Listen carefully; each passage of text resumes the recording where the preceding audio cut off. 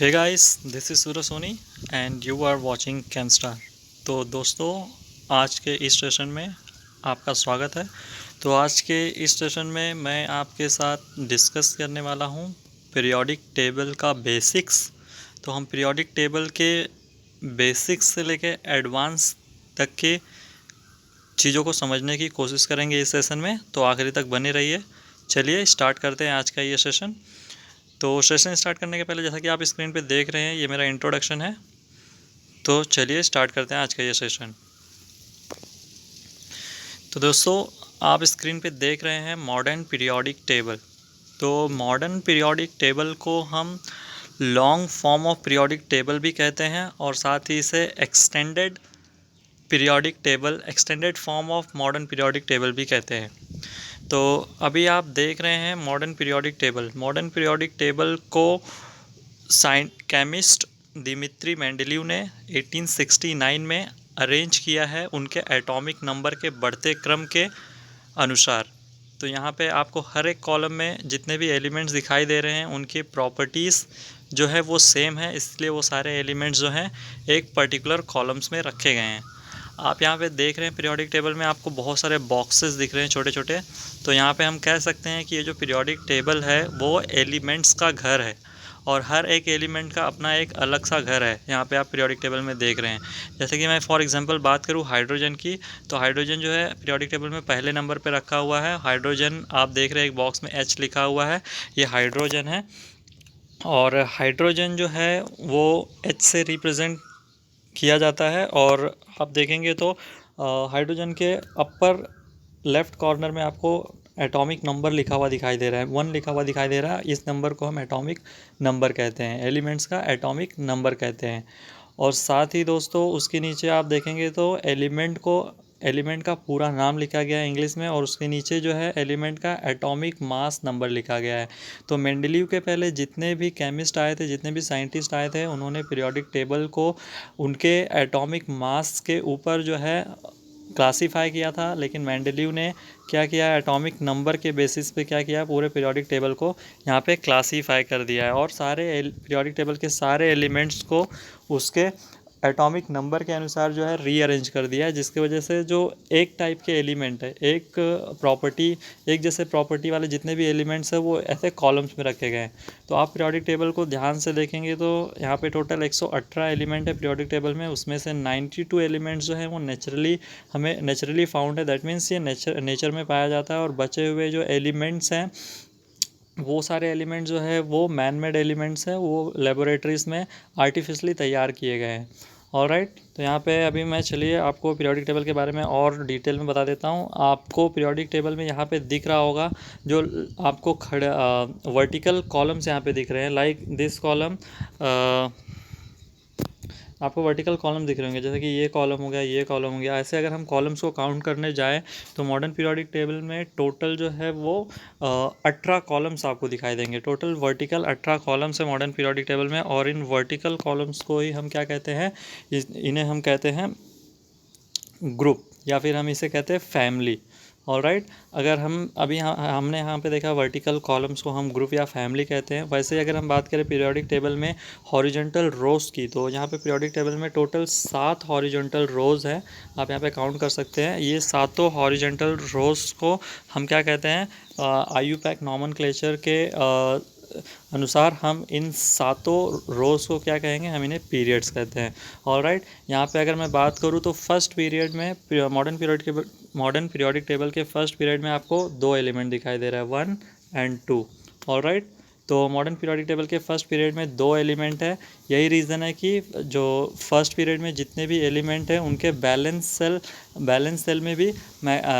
Cell में 2 electrons होते हैं। ऑलराइट, वैसे अगर मैं बात करूँ सेकंड पीरियड की, तो मॉडर्न पीरियोडिक टेबल के सेकंड पीरियड में आपको दिख रहे हैं 8 एलिमेंट्स हैं। तो अभी सेकंड पीरियड में जितने भी एलिमेंट्स हैं उनके बैलेंस सेल में मैक्सिमम 8 इलेक्ट्रॉन्स जो है वो रख सकता है। ये इसके पीछे का लॉजिक है कि अगर मॉडर्न पीरियोडिक टेबल में सेकंड नंबर पे सेकंड पीरियड में जो 8 एलिमेंट्स हैं, उसका ये रीज़न है कि उनके बैलेंस सेल में मैक्सिमम 8 इलेक्ट्रॉन्स जो है ऑक्यूपाई हो सकता है। वैसे अगर मैं बात करूँ थर्ड पीरियड की, तो थर्ड पीरियड में भी 8 एलिमेंट्स हैं फोर्थ और फिफ्थ पीरियड में आप देख रहे हैं यहाँ पे 18 एलिमेंट्स है, और साथ ही सिक्स्थ और सेवन्थ पीरियड में आपको यहाँ पे सिक्स्थ और सेवन्थ ये दोनों पीरियड में आपको 32 एलिमेंट्स मिलेंगे। और अगर हम सारे एलिमेंट्स को टोटल करें तो टोटल 118 एलिमेंट्स हो जाता है। चलिए यहाँ पे बात करते हैं हम लोग एक्टिनाइट सीरीज़ और लेंथेनाइट सीरीज़ और एक्टिनाइट सीरीज़ की। तो लेंथेनाइट सीरीज़ का जो पोजिशन है वो पीरियोडिक टेबल में थर्ड ग्रुप में एंड सिक्स्थ पीरियड में। वहीं अगर मैं एक्टिनाइट की बात करूँ तो एक्टिनाइट का पोजीशन मॉडर्न पीरियोडिक टेबल में थर्ड ग्रुप में और सेवन्थ पीरियड में। तो ये अभी हम देख रहे हैं कि लेंथेनाइट और एक्टिनाइट सीरीज़ को मॉडर्न पीरियोडिक टेबल के बॉटम पे रखा गया है। ऐसा क्यों? क्योंकि अगर दोनों पीरियड्स, ये दोनों लेंथेनाइट सीरीज़ और एक्टिनाइट सीरीज़ को भी अगर मॉडर्न पीरियोडिक टेबल में रखते हैं तो फिर ये मॉडर्न पीरियोडिक टेबल का जो जैसा आप अभी स्ट्रक्चर देख पा रहे हैं वैसा नहीं दिखता, वो थोड़ा अजीब सा और बड़ा सा हो जाता है। यही रीज़न है कि इन दोनों 14 एलिमेंट्स के सीरीज़ को उठा के मॉडर्न पीरियोडिक टेबल के बॉटम पे रख दिया गया है। और इन दोनों लेंथेनाइट सीरीज़ और एक्टिनाइट सीरीज़ को साथ में हम कहते हैं एफ ब्लॉक एलिमेंट्स। अगर आप देखेंगे पूरे पीरियोडिक टेबल को, तो पूरा पीरियोडिक टेबल जो है वो 4 ब्लॉक्स में डिवाइड है। उसमें अगर मैं बात करूँ फर्स्ट और सेकंड ग्रुप की, तो ये फर्स्ट एंड सेकंड ग्रुप जो है उसे हम एस ब्लॉक एलिमेंट्स कहते हैं। वैसे ही अगर मैं बात करूँ 13th to 18th ग्रुप के एलिमेंट्स की, तो इन सारे ग्रुप के एलिमेंट्स को हम कहते हैं पी ब्लॉक एलिमेंट। वहीं अगर मैं बात करूँ एस और पी ब्लॉक के बीच में जो 3 to 12 कॉलम नंबर्स हैं, इन सारे कॉलम में रखे गए एलिमेंट्स की बात करूँ तो इन सारे एलिमेंट्स को हम डी ब्लॉक एलिमेंट कहते हैं। और यहाँ पे जो बॉटम में आपको एलिमेंट्स दिख रहा है in lanthanide series and actinide series को, इन दोनों सीरीज़ को हम कहते हैं एफ ब्लॉक एलिमेंट्स। तो चलिए आगे बढ़ते हैं और देखते हैं पीरियोडिक टेबल के बारे में और कुछ मैं क्या आपको एक्स्ट्रा बता सकता हूँ। तो देखिए यहाँ पे अभी मॉडर्न पीरियोडिक टेबल में आपको मॉडर्न पीरियोडिक टेबल कुछ कलरफुल फॉर्म में दिख रहा है। तो यहाँ पे मैंने क्या कर दिया है, सारे कॉलम्स को आपको बताने के लिए डिटेल में, कि देखिए अभी यहाँ पे बात करूँ फर्स्ट ग्रुप की बात करूँ तो फर्स्ट मॉडर्न पीरियोडिक टेबल के फर्स्ट ग्रुप को हम अल्कली मेटल कहते हैं। सारे एलिमेंट्स को एक साथ अगर हम बात करें तो उन्हें हम अल्कली मेटल कहेंगे। वैसे ही अगर मैं बात करूँ सेकेंड ग्रुप को, तो मॉडर्न पीरियोडिक टेबल के सेकेंड ग्रुप को हम अल्कलाइन अर्थ मेटल कहते हैं। तो ये दो जो एस ब्लॉक के एलिमेंट्स है वो दो ग्रुप है एस ब्लॉक में, और दोनों ग्रुप को अलग अलग नाम दिया गया है, alkali metals and alkaline earth metal. वहीं अगर मैं बात करूँ डी ब्लॉक एलिमेंट्स की, तो यहाँ पे डी ब्लॉक एलिमेंट्स को हम ट्रांजिशन मेटल कहते हैं। और यहाँ पे आप देख सकते हैं कि ग्रुप 17 में जो एलिमेंट्स रखे गए हैं उन्हें फ्लोरीन, क्लोरीन, ब्रोमीन, आयोडीन, एस्टाटाइन, ये सारे एलिमेंट्स रखे गए हैं। तो इन सारे एलिमेंट्स को हम साथ में हैलोजन के नाम से जानते हैं। वैसे ही अगर मैं बात करूँ ग्रुप 18 के एलिमेंट्स को, तो ग्रुप 18 के एलिमेंट्स जो होते हैं वो नॉन रिएक्टिव एलिमेंट्स होते हैं, क्योंकि उनके बैलेंस सेल जो होते हैं कम्प्लीटली फील्ड होते हैं, इसलिए वो किसी भी अदर केमिकल कंपाउंड से रिएक्ट नहीं करते हैं, इसीलिए इसे नोबल गैस या फिर इनर्ट गैस के नाम से भी जाना जाता है। वहीं अगर मैं बात करूँ मॉडर्न पीरियोडिक टेबल के बॉटम पे जो रखे एलिमेंट्स है lanthanide series and actinide series की, तो लेंथेनाइट सीरीज़ को रेयर अर्थ मेटल कहा जाता है। वहीं एक्टिनाइट सीरीज़ को एक्टिनाइट मेटल्स के नाम से जाना जाता है। साथ ही आप यहाँ पे देख पा रहे हैं कि आपको कलर की के नीचे एक बड़ा सा एरो दिखाई दे रहा है, जिसमें दोनों तरफ आपको एरो के साइन दिखाई दे रहे हैं। तो अगर मैं मॉडर्न पीरियोडिक टेबल में बात करूँ मेटल्स की, तो आपको मोस्टली अगर आप लेफ्ट साइड में देखेंगे तो सारे transition metal and alkali metal and alkaline earth metal, ये जो है वो सारे प्योर मेटल्स हैं।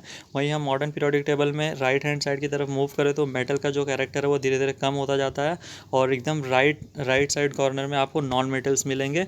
वहीं अगर आप यहाँ पे देख पा रहे होंगे डी ब्लॉक में यहाँ पे वाइट कलर का एक लाइन दिख रहा है, ये वाइट कलर का लाइन आप देख पा रहे होंगे। ये लाइन जो है वो मेटेलॉइड एलिमेंट्स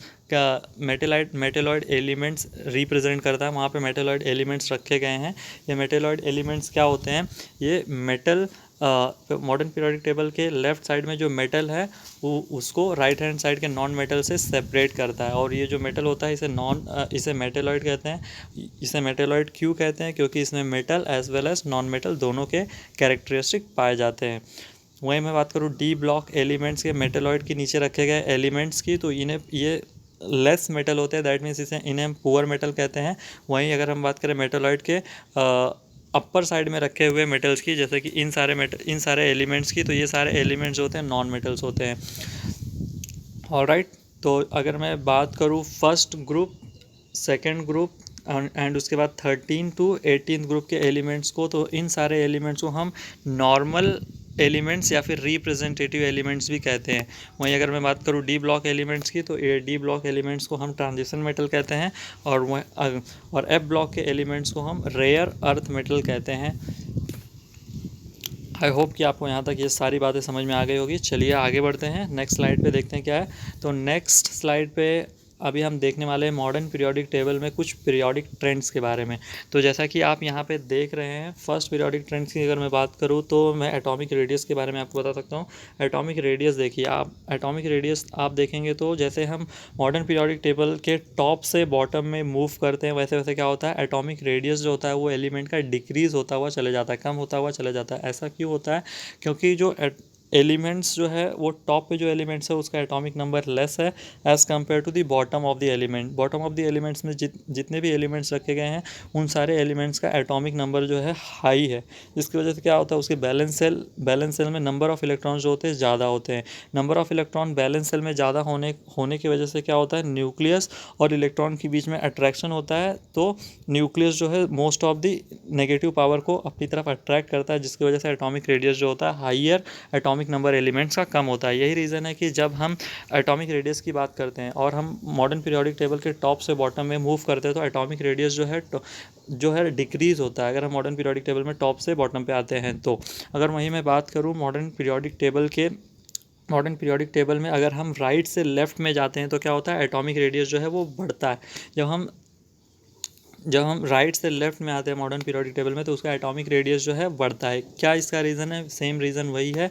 जैसे जैसे हम मॉडर्न पीरियोडिक टेबल में राइट से लेफ्ट में आते हैं क्या होता है, एटॉमिक नंबर डिक्रीज़ होता है, क्योंकि अभी हमने हाइड्रोजन को यहाँ पे रखा गया है तो उसका एटॉमिक नंबर लेस है as compare to the helium, यहाँ पे रखा गया है, राइट। तो जैसे जैसे हम मॉडर्न पीरियोडिक टेबल में लेफ़्ट से राइट में मूव करेंगे क्या होगा, एटॉमिक नंबर क्या होगा, डिक्रीज़ होगा एलिमेंट्स का। और एटॉमिक नंबर अगर एलिमेंट का डिक्रीज़ होगा तो वैलेंस सेल में लेस नंबर ऑफ इलेक्ट्रॉन्स होंगे और लेस अट्रैक्शन होगा in between the nucleus and the valence shell electrons. तो क्या होगा, एटॉमिक रेडियस पे कोई उसका असर नहीं होगा, जिसकी वजह से एटॉमिक रेडियस जो है वो हाई होगा। तो जैसे जैसे हम मॉडर्न पीरियोडिक टेबल में राइट साइड से लेफ्ट साइड में मूव करते हैं एटॉमिक रेडियस बढ़ता हुआ चला जाता है। चलिए अभी हम बात करते हैं इलेक्ट्रॉन एफिनिटी की। तो इलेक्ट्रॉन एफिनिटी की अगर मैं बात करूँ तो जैसे मॉडर्न पीरियोडिक टेबल में लेफ्ट से राइट की तरफ मूव करते हैं इलेक्ट्रॉन एफिनिटी क्या होता है, इंक्रीज़ होता है। वैसे अगर मैं बात करूँ बॉटम टू टॉप की, तो जैसे जैसे हम बॉटम से टॉप पे जाते हैं मॉडर्न पीरियोडिक टेबल में वैसे क्या होता है, इलेक्ट्रॉन एफिनिटी बढ़ता हुआ चले जाता है। चलिए हम थर्ड पीरियोडिक ट्रेंड्स की बात करते हैं, आयोनाइजेशन इंथैल्पी की बात करते हैं। तो आयोनाइजेशन इंथैल्पी जो है वो हम जैसे जैसे मॉडर्न पीरियोडिक टेबल के लेफ्ट साइड से राइट साइड में मूव करते हैं इलेक्ट्रॉन एफिनिटी की तरह आयोनाइजेशन एनर्जी भी इंक्रीज़ होता हुआ चले जाता है। वैसे ही अगर हम मॉडर्न पीरियोडिक टेबल के बॉटम से टॉप पे जाते हैं तो इलेक्ट्रॉन एफिनिटी की तरह आयोनाइजेशन एनर्जी भी बढ़ता हुआ चला जाता है। अगर आपको पीरियोडिक टेबल के ट्रेंड्स के बारे में ज़्यादा जानना है, डिटेल में जानना है, तो आप मुझे कमेंट करके बता सकते हैं, मैं उसके ऊपर एक सेपरेट सेशन अरेंज कर दूंगा। उसके साथ ही अगर मैं बात करूँ यहाँ पे मॉडर्न पीरियोडिक टेबल में मेटेलिक कैरेक्टर्स और नॉन मेटेलिक कैरेक्टर्स की, तो देखिए जैसे जैसे हम मॉडर्न पीरियोडिक टेबल में लेफ़्ट से राइट की तरफ मूव करते हैं, लेफ़्ट के बॉटम से राइट के टॉप पे हम मूव करते हैं, वैसे वैसे क्या होता है, नॉन मेटेलिक कैरेक्टर बढ़ता हुआ चले जाता है, इंक्रीज़ होता हुआ चला जाता है। वैसे ही अगर हम बात करें मॉडर्न पीरियोडिक टेबल के राइट अपर कॉर्नर से अगर हम लेफ़्ट बॉटम पे आते हैं तो मेटेलिक कैरेक्टर इंक्रीज़ होता हुआ चला जाता है। तो फ्रेंड्स आई होप कि आपको ये सारे जो पीरियोडिक ट्रेंड्स हैं, पीरियोडिक टेबल का बेसिक्स है, वो सारा क्लियर हो गया होगा। So thank you very much for watching this video and अगर आपको ये वीडियो पसंद आया तो प्लीज़ लाइक करें, शेयर करें और सब्सक्राइब करें मेरे चैनल केमस्टार को। Thank you very much for watching this video till and. Keep watching, keep learning.